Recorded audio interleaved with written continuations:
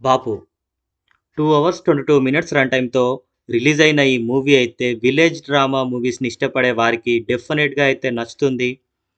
అలాగే డైరెక్టర్ అయితే ఈ మూవీని బలగం మూవీలాగా తీయడానికైతే ట్రై అయితే చేశారని మనకైతే ఈ మూవీ ద్వారా తెలుస్తుంది.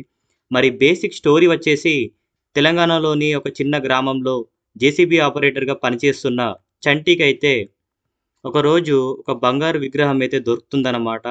మరి అదే ఊరిలో రైతుగా పొలం పని చేసుకుంటున్న మల్లయ్యకి చాలా ఆర్థిక ప్రాబ్లమ్‌తో తను బాధపడుతుంటాడన్నమాట.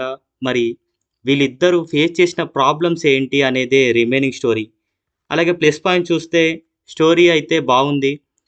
మనకు ఏదైతే రాసిపెట్టిందో అదే జరుగుతుంది అనే పాయింట్ ఆఫ్‌లో ఈ మూవీ అయితే తీశారు. అలాగే బ్రహ్మాజీ గారు ఒక కొత్త క్యారెక్టర్‌తో చాలా బాగా చేశారు యాక్టింగ్. అలాగే రచ్చ రవి గారి కామెడీ టైమింగ్ గూడా చాలా బావుంది. కొన్ని సీన్స్ అయితే చాలా బాగా తీశారు. మెయిన్‌గా సెకండ్ హాఫ్‌లో ఎమోషనల్ సీన్స్ చాలా బాగున్నాయి.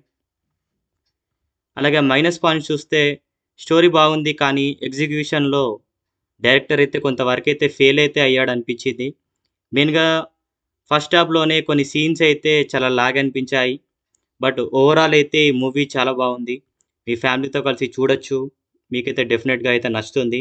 నేనైతే 2.5 రేటింగ్ అయితే ఇస్తున్నాను. మరి మరిన్ని రివ్యూస్ కోసం నా ఛానల్‌నైతే సబ్స్క్రైబ్ అయితే చేసుకోండి.